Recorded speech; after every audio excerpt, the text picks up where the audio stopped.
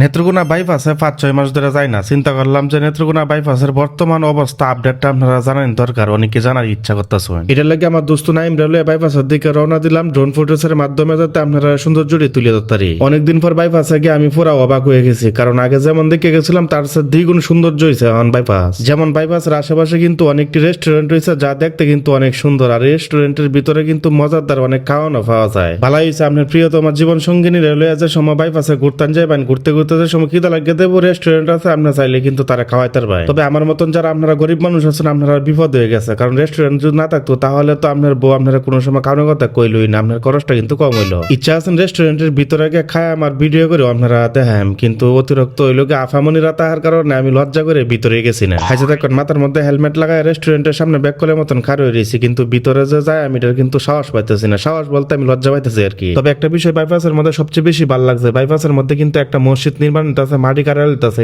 কিন্তু একটা মসজিদ নির্মাণ হইব খুব অচিরে ইনশাআল্লাহ। বাইপাসের কাজ কিন্তু এখনো সম্পূর্ণ শেষ হয়েছে না, 60% এর মতন কাজ সম্পূর্ণ হয়েছে। আশা করি খুব তাড়াতাড়ি 100% কাজ কমপ্লিট হয়ে দেবো ইনশাআল্লাহ। এই বাইপাসের 100% যখন কাজ কমপ্লিট হয়ে দেবো, ঠিক তখনই কিন্তু শহরের যানজট কমবো ইনশাআল্লাহ। সব মিলায় যদি ধরি তাহলে বাইপাসের সৌন্দর্যটা কিন্তু অনেক বৃদ্ধি পাইছে। আপনারা চাইলে কিন্তু ঘুরে যাইতে পারেন, হতাশ হইতেন না। যাই হোক, আল্লাহ তাআলা আপনারা ভালো রাখ, সুস্থ রাখ ও ফাঁসক নামাজ আদায় করুন। যে নামাজ আদায় না করলে কিন্তু ফেরেশতারা ঠান্ডা করে বইটা তো আমার সব আপনি যত বড় প্রেসিডেন্টের ফলো হয় না করে।